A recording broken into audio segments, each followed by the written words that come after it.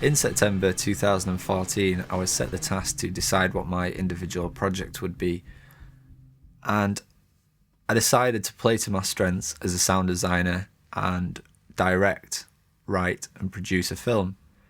So I started researching films, short films on YouTube, and I noticed that they all seem poorly made. A lot of them have predictable twists, cheesy visual effects, shaky cameras, and the majority of them had quite bad sound. And I thought that I could produce something not to a Hollywood standard, but somewhere near there using the same conventions that they do.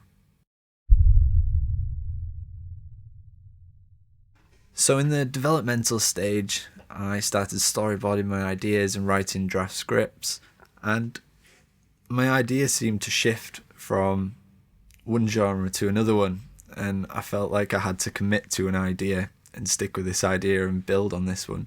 So I had the idea of a guy who needs money going to a drugs testing clinic, taking the pills, and then we explore his side effects of these pills through sound design. So once the narrative idea was in place, I wrote out the final copy of the script. And I think with the student films that I've been watching, the actors lost a lot of emotion of their character by religiously sticking to the script. So I wrote my script in the hope that the characters would stick to the meaning of the lines but improvise whenever they felt comfortable to give the dialogue more of a flow, a natural flow.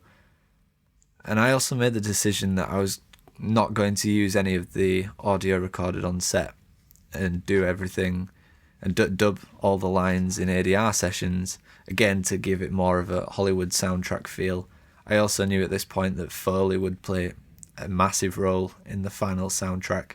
In terms of finance, I had to be realistic with my tools, including my equipment, the locations I can access, and also the cast and the people that I know. So with this in mind, I set myself a £50 budget, and I brainstormed other ideas that would be cost effective and cheap and feasible to do. My first step in the pre-production process was to get together a cast and crew. So after some short interviews and a few auditions, I carefully selected a cast that I thought were appropriate for the characters that I imagined, and ensured that everyone was available on the proposed days of filming. I had the ambition initially to be the only crew member involved, but I soon realised that this wasn't possible. So this in mind, I managed to get some great professionals on board that shared the same enthusiasm for the film that I did. So the second part of the pre-production process was finding the locations. And while writing the script, I knew that because of time constraints, money, accessibility, etc., I needed the film to be set less than 30 minutes away from everyone involved.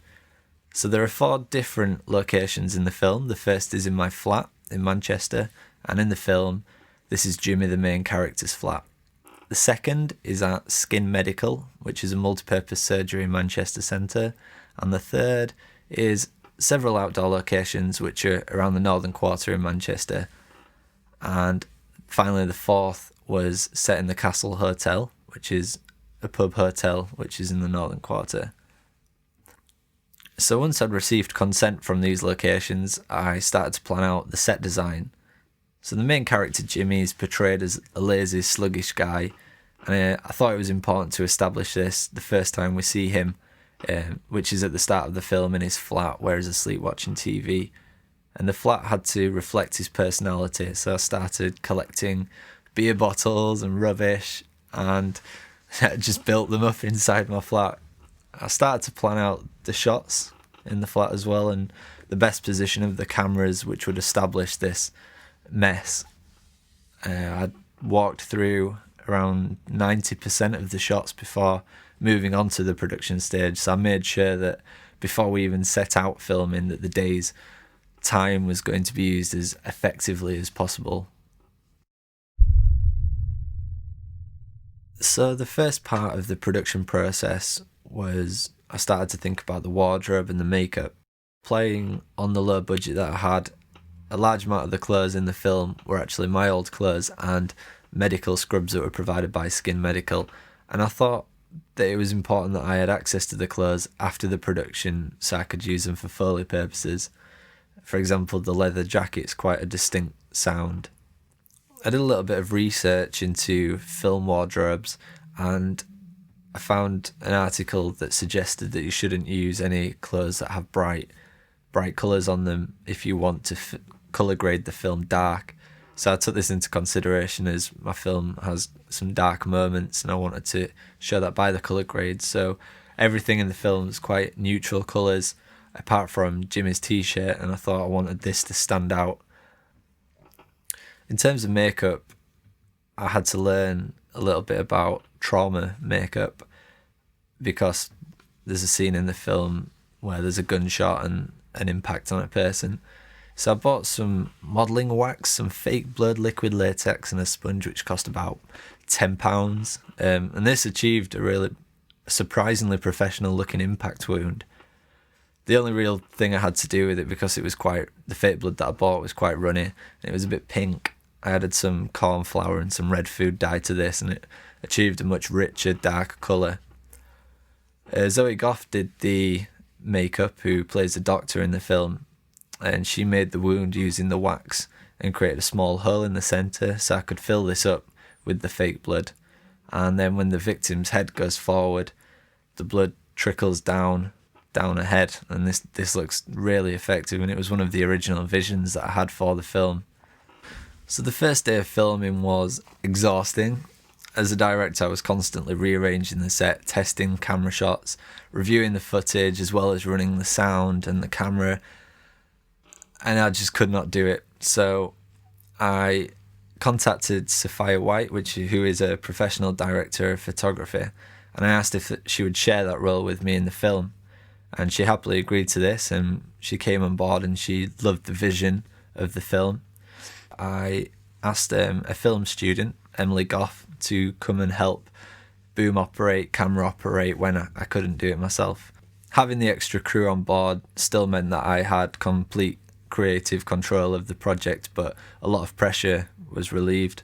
So the first day I was shot in the flat, and we quickly realised that there was not enough space for everyone, especially the position of the camera. There was a lot of experimenting with how we can achieve certain angles with all these walls, and we tried various different methods on chairs, gaffer tape to vacuum cleaners. No surprise the tripod won. But I wanted moving shots, and because I didn't have a shoulder mount for the camera, there was quite a lot of shaky footage. So the solution to having moving shots was a makeshift dolly that I made out of a skateboard, books, and then some sheets, and then the camera on top of this, which could be wheeled around the flat. And it worked really, really well, surprisingly, and it gave the film a much more professional look. I ended up filming a 1-minute 30-second long take on this while the character moves around the flat.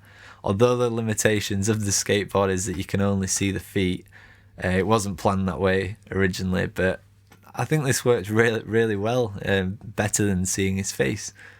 So the second day of filming was in the flat again. It was very early start of 8 o'clock, and we finished at about 10 o'clock at night, so it was massively challenging for everyone involved.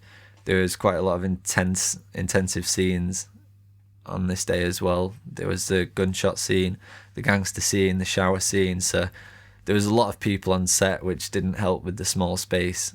Zoe Goff did a great job of looking after Sophia and topping up her fake blood and her makeup. This day took around 4 hours longer than I'd originally planned. I had walked through all the shots. I'd already set up everything what I needed to do. There was a production schedule in place, but we came across quite a lot of complications of camera positions and lighting. We didn't have any actual on-set lighting, which was a massive problem. The camera was showing quite a lot of grain. And the thing that took the longest was Sophia's fall down scene with the blood. We had to keep topping up her bullet wound on her head with pipetting in fake blood and then filming her fall back. And this, for me, this was a really important part of the film, so I wanted it to be perfect. After each day of filming, I took a picture of each cast member in the costume and the set to ensure that I didn't come across any continuity issues during the editing. So For the post-production, the video editing took place over a week, and this is where all the elements and the scenes in the film, according to the script, were put together, and this accumulated to 27 minutes. And I kind of thought that it needed to be under 15 minutes, so I made a very difficult decision and redesigned the film so a narrative of what I'd already filmed could be told in under 15 minutes. Reluctantly, I managed to get it down to 14 minutes 50. I had to slightly change the narrative to accommodate for the shorter time. The longer version had more character development and emotion, especially with Jimmy, the main character. In the original cut, the longer version, Jimmy was a drug dealer in need of quick cash, and we learned about some of the people he was involved with. The gangster played by Danny Brown, he was turned into a dream sequence in the cut version, and this did turn out really, really well, but we lost some of the important character development of the gangster and his relationship with Jimmy. I used Final Cut Pro 10 for editing, and I suddenly realised that it wasn't powerful enough to create some of the visual effects that I needed, such as the splat of the blood and where he starts to get visual disturbances. So I changed to After Effects for these challenging shots. So the next part of the post-production process was the colour grade, and I was really surprised at how it completely transformed the film. It went from an amateur home video to a professional looking product, and the colour grade was especially important up until the point he takes the pills. I saw the film originally as two separate ideas. The first part was as real as it could be to show that he is in the real time, and then once he's taken the pills, I wanted a more darker feel, different hyper-realistic colour grading to show the difference of this world that becomes a delusion. Overall, the film grade is genuinely quite dark, with some hints of some red and some blue. So once all the footage was edited together and colour graded, I noticed that there was a lot of video noise and grain on the footage. I found a plugin in After Effects, a noise reduction plugin, and it did get rid of some of this grain, but it was still there, and the only way to get rid of it is to not have it at source, and it's due to the lighting on set, poorly lit sets. So I can't stress enough how important it is to consider lighting before filming. It's something that I will definitely do on future projects, as it's a nightmare to get rid of in post, but it takes 10 minutes in production.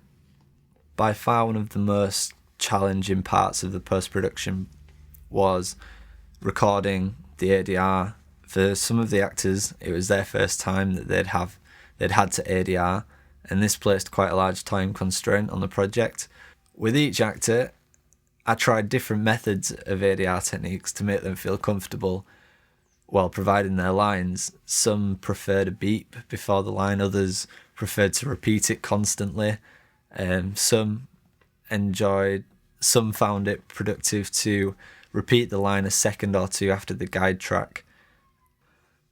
James, the main character, had never done ADR sessions before, and I was really impressed that he managed to do large sections in one take just after watching the performance on screen.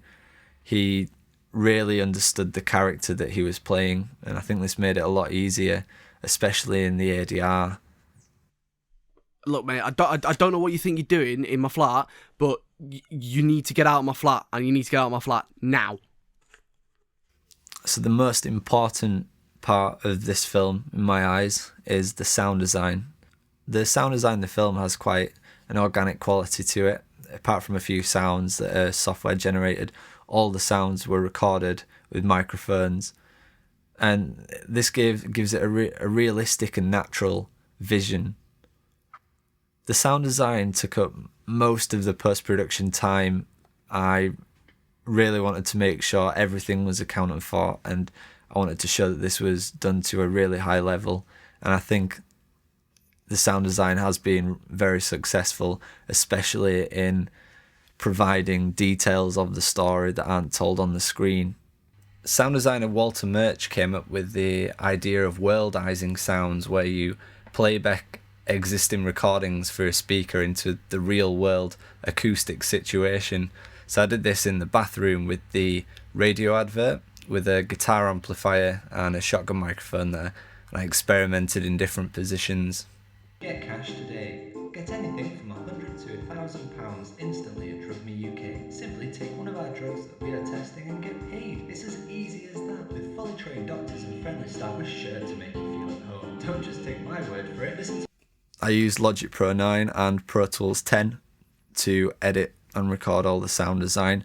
I used quite a lot of manipulation tools such as pitch shifting, and I used the Celia 5 for granulation to give a submersive effect when he's having the side effects. There's a few sounds of tinnitus in the film, which was done by a microphone against a speaker creating a feedback, and then I've EQ'd all the bottom parts and the mids out of there to give a really harsh top end sound. The Foley was a major part in the film, and in my eyes it's as important as the sound design. It's the foundation of the believability of a film, and the Foley took a lot longer than I first anticipated, and I think this was mainly due to the amount of movement in the film. There's a lot of walking, a lot of moving around, but because there were limited wardrobe changes, I was able to do whole takes through the film of clothing movement. Because the wardrobe was built on my old clothes, I was able to use the exact clothing that was used in the film to replicate the sounds in post. So I think this gives it quite an organic and natural feel, being exactly the same clothing item. I think this does make quite a difference in films. I originally planned on writing a traditional style score. However, time constraints meant that I had to rethink this idea of the film. I worked closely with Joe Quigley-Jones, who kindly agreed to write a track for the film, and this meant that I was able to concentrate on other areas of the film that required more attention, and I still had a direct input into the musical guidance of what I visioned. So he wrote a track for the dolly sequence where we see Jimmy's feet and him going into the shower, and I really wanted quite an upbeat track for this that showed his character as not really caring about what's going on. I originally wrote sound design for the scene after Jimmy shoots his wife, but the more sound design I added to this scene, the less emotional it became. So as the recording mixer and the director, I decided to scrap this and just have a simplistic layer of sound design with a beautiful track by Zoe Eliza, the Morrigan, mixed into this. And by mixing this track into the sound design, I was able to create an emotional atmosphere carried by the lyrics of the music that portray the on-screen environment really, really well. The track, it's mixed into the score by carrying reverbs which reflect what state of mind the character's in, and because of this it also carries meta-diegetic elements to it.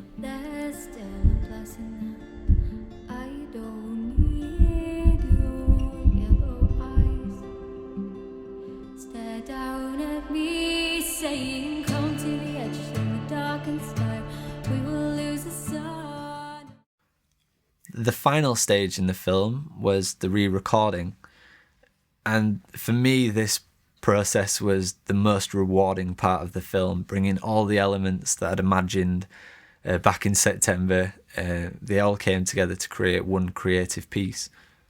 At first, the elements of the film soundtrack fitted together roughly, although there were moments that needed adjusting to shift the focus to a particular component in the film.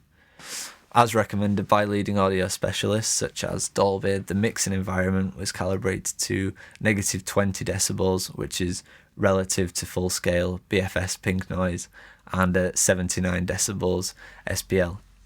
This ensured that all dynamic content in my mix was audible and with a wide range of sonic content. I originally mixed it in stereo, and I felt like it wasn't enough. So I remixed all the components into a 5.1 surround sound track. The center channel provides all the dialogue, apart from diegetic dialogue, which is panned in the rear speakers, such as the doctor trying to speak to him. The left and right speakers provide the music and parts of the sound design, while the rear surround speakers contribute to the atmospheric tracks and the sound design. The LFE subwoofer channel is used for dramatic effects and to create emotion. For example, after Jimmy's wife is shot, there is a very subliminal, almost inaudible low frequency effect that generates an uneasy, unsteady feeling, which is the aftermath of the shooting. In terms of distribution, I wanted all film students and all students involved in media to be able to see it, to show that you can produce a good quality film with a very low budget. So I've uploaded the film to YouTube, Vimeo, etc. So anyone who wishes to see the video can see it for free. I have made some hard copies of the DVD containing the 5.1 surround sound channel for anyone that wishes to view it at home in a surround sound environment. So as a final reflection for this project, I think the film has been very successful. There is elements to the film which I would have changed knowing the complications that arose during the production and post-production process, such as the video grain. Obviously, more lighting is needed on set. This needs to be accounted for before you even consider filming. And I also found that it's impossible to do everything on your own. As much as you want to be in complete control of your project, you can't do everything on set. So bringing other like-minded people on board that also have the same creative flow as you, this was really important to me, and it helped me concentrate on the areas that I knew what I wanted, and people were able to help me process my thoughts and to make my thoughts a reality.